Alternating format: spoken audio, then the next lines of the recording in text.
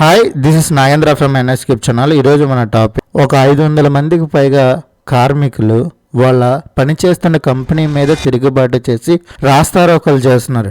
Company ఎదుట నిలబడి ఎవరిని లోనికి వెళ్ళనివ్వట్లేదు, బయటకు పోనివ్వట్లేదు. ఆ కంపెనీ ఏంటి, వాళ్ళ కోరికలు ఏంటి, అసలు వాళ్ళు ఎందుకు ఆ సొంత కంపెనీ మీద తిరుగుబాటు చేయాల్సిన పరిస్థితి వాళ్ళు ఎందుకు ఆ మేనేజ్మెంట్ కల్పించింది అనే విషయాలు ఈ వీడియోలో తెలుసుకుందాం. ఆగండి, ఇంకొక విషయం, ఈ టాపిక్ మన సంబంధం లేదనుకోవడం చాలా పొరపాటు. ఎందుకంటే ఈ టాపిక్ వల్ల మనం చేస్తున్న ప్రతి కంపెనీ మీద పడుతుంది. సారీ, ఇక్కడ టాపిక్ అంటే ఇలాంటి పరిస్థితి అనే అర్థం. అలాంటి ప్రాబ్లం ఉన్నది. అదేంటో మీకు తర్వాత క్లియర్గా ఎక్స్ప్లెనేషన్ చెప్తాను. ఫస్ట్ ఈ కంపెనీ యొక్క ప్రాబ్లం ఏంటో మీకు తెలుసుకుందాం. ఈ కంపెనీ పైన synergies casting private limited company. ఈ కంపెనీ 1999లో ఎస్టాబ్లిష్మెంట్ అయింది వైజాగ్లో. ఇప్పుడు ఈ తిరుగుబాటు చేస్తున్న ఎంప్లాయీస్ కూడా దాదాపుగా 25 ఏళ్ల నుంచి అదే కంపెనీలో వర్క్ చేస్తూ చాలా ప్రొడక్షన్, అంటే ఇది ఒక ప్రొడక్షన్ లిమిటెడ్ కంపెనీ అనమాట. సింపుల్ గా చెప్పాలంటే అల్యూమినియం అలాయ్ వీల్స్ ఉంటాయి కదా, అవి మ్యానుఫ్యాక్చరింగ్ చేస్తుంది. సిఎన్సి మిషన్స్ ద్వారా ఒకప్పుడు చేసేది, ఇప్పుడు ఏఐ టెక్నాలజీతో చేస్తుంది. దీనికి మేజర్ సప్లైస్ ఏంటంటే ఆటోమొబైల్ కంపెనీస్ లో General Motors, Ford, Honda, Tata Motors, Toyota, Fiat, Honda, Nissan, Volkswagen, Mahindra ఇలాంటి కంపెనీలన్నిటికీ అలాయ్ వీల్స్ ని సప్లై చేస్తుంది. ఏటా 2.5 మిలియన్ అలాయ్ వీల్స్ ని ప్రొడక్షన్ చేస్తుంది. ఆంధ్రప్రదేశ్లో లార్జెస్ట్ అలాయ్ వీల్ సప్లయర్గా ఉన్నందుకు ఆంధ్రప్రదేశ్ ముఖ్యమంత్రి గౌరవించారు కూడా. ఓకే, దాని గురించి పక్కన పెడితే వీళ్ళ రెవెన్యూ లాస్ట్ ఇయర్ 2024లో 459 crores. ఆథరైజేషన్ క్యాపిటల్, వాళ్ళు పెట్టిన క్యాపిటల్ 95.5 కోట్లు. వాళ్ళు వడ్డీకి తెచ్చుకున్న డబ్బులు ఇంట్రెస్ట్ తో కలిపి 30 కోట్లు. ఇది పబ్లిక్ డొమైన్ లో ఉన్నది మాత్రం నేను మీకే ఎక్స్ప్లెనేషన్ చేశాను. ఏమైనా తప్పులుంటే క్షమించండి. ఓకే, ఇంత మంచి కంపెనీ ఉండి కూడా వాళ్ళ రెవెన్యూ కూడా బాగా ఉన్నా కూడా వీళ్ళ కంపెనీ లేబర్ వర్కర్స్ ఎందుకు ప్రొటెక్ట్ చేస్తున్నారు అంటే దానికి ఒకటే ఒక రీజన్.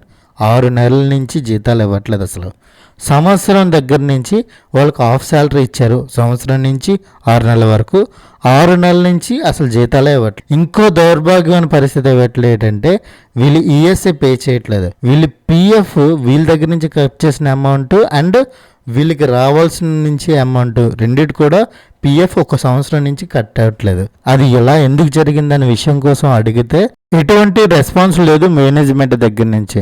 ఓకే, ఇంత ముందు ఇలా జరిగిందంటే లేదు. శేఖర్ మోవా అని ఈయన ఫౌండర్ అండ్ ప్రెసిడెంట్. ఈయన 2024లో కొన్ని అనారోగ్య కారణాల వల్ల ఆయన చనిపోయారు. ఆ తర్వాత నుంచి వీళ్ళకి ప్రాబ్లమ్స్ అనేది వీళ్ళకి లేబర్ మీద పడింది. వాళ్ళ మాటల్లోనే తెలుసుకుందాం వాళ్ళు ఎటువంటి ప్రాబ్లమ్స్ ఫేస్ చేస్తున్నారు అన్నదే. ఆకలి పోరాటం అంటూ ఉన్నాం. ఎందుకు ఈ ఆకలి పోరాటం అంటున్నామంటే సంవత్సరం కాలంగా మీరు సక్రమంగా జీతాలు చెల్లించట్లా, 6 నెలల కాలంగా అసలు జీతాలు చెల్లించట్లా, 7.5 నెలల జీతాలు బకాయి పడి ఉంది యాజమాన్యం. మేము ఒక మాట అడగదలుచుకున్నాం యాజమాన్యాన్ని. మీరు అప్పు తీసుకున్నటువంటి బ్యాంకు 2 వాయిదాలు కట్టకపోతే ఊరుకోదే. మీరు రా మెటీరియల్ సప్లై చేసినటువంటి సప్లయర్ మీకు వర్షాకాలంలో డబ్బులు ఇవ్వకపోతే మళ్ళీ మెటీరియల్ ఇవ్వడే. మీరు అన్ని మెటీరియల్ తెచ్చుకుంటారు, జిఎస్టీ కడతారు, అన్నీ తీసుకుంటారు, చివరికి మీ జీతం కూడా తీసుకుంటారు. కార్మికుల జీతం చెల్లించడానికి మాత్రం మీకు చేతులు రావటం లేదు. వీళ్ళంతా పస్తులుంటూ ఉన్నారు. పిల్లల పాల ప్యాకెట్లు కూడా డబ్బులు లేని పరిస్థితుల్లో, గత్యంతరం లేని పరిస్థితుల్లో ఇవాళ గేట్ బయటకు వచ్చారు. ఈ గేట్ బయట రావడానికి కారణం పూర్తిగా యాజమాన్యాన్ని అని చెప్పి మేము ప్రకటిస్తా ఉన్నాం. దీనికి సంబంధించి అధికారుల చుట్టూ గత 3 నెలలుగా వీళ్ళు తిరుగుతూనే ఉన్నారు. కానీ వాళ్ళు తీసుకోవలసినటువంటి ఖచ్చితమైనటువంటి చర్యలు తీసుకోలేదు. లేబర్ డిపార్ట్మెంట్ వారు ఇప్పటికే సుమోటోగా కేసు నమోదు చేయాలి. పిఎఫ్ డిపార్ట్మెంట్ వారు ఎంత దుర్మార్గం అంటే సంవత్సరం కాలంగా వీరి జీతాల నుండి నెలకి 30 పన్నెండులు తగినగా 3,600 రూపాయలు వీళ్ళ జీతాన్ని కోస్తారు. ఈ వాళ్ళ కంట్రిబ్యూషన్ అయ్యారు, వీళ్ళ దగ్గర తీసుకున్న డబ్బు కూడా పిఎఫ్ జమ చేయలేదు. ఇంతటి దుర్మార్గమైనటువంటి ఆర్థిక నేరాన్ని పాల్పడుతూ ఉంది ఈ కంపెనీ. ఎందుకు ఆర్థిక నేరం అన్నామంటే వారికి తెలుసు. కంపెనీ చట్టం 2013 ప్రకారం 447 సెక్షన్ ప్రకారం కార్మికుల జీతాలు చెల్లించకపోతే దాన్ని ఉద్దేశపూర్వకమైనటువంటి మోసంగా ప్రకటిస్తూ ఉంది. ఆ మోసాన్ని పాల్పడిన వారు ఖచ్చితంగా జైలు శిక్ష అనుభవించాలని చట్టం చెబుతూ ఉంది. అందుకని మీరు ఆ పరిస్థితి తెచ్చుకోవద్దు. విన్నారు కదా వారి ఆవేదన. చిన్నపిల్లలకి పాల ప్యాకెట్లు ఇవ్వలేని పరిస్థితిలో వాళ్ళ కుటుంబాలు ఉన్నాయి. ఒక దగ్గర మన కంపెనీలో పనిచేసి ఆ కంపెనీ సక్రమంగా జీతం ఇవ్వకపోతే మనకి ఎంత ప్రాబ్లం ఉంటుంది అనేది చాలా మందికి తెలియని విషయమో కాదు, అందరికీ తెలిసిన విషయమే. ఒక్క నెల 1 గంట లేట్ అయినా మనకి శాలరీ ఎంత ప్రాబ్లం ఉండదు. అలాంటిది 6 నెలలుగా లేకపోయినా కంపెనీ కోసం నిలబడే వాళ్ళకి జోహార్ అనే చెప్పుకోవాలి.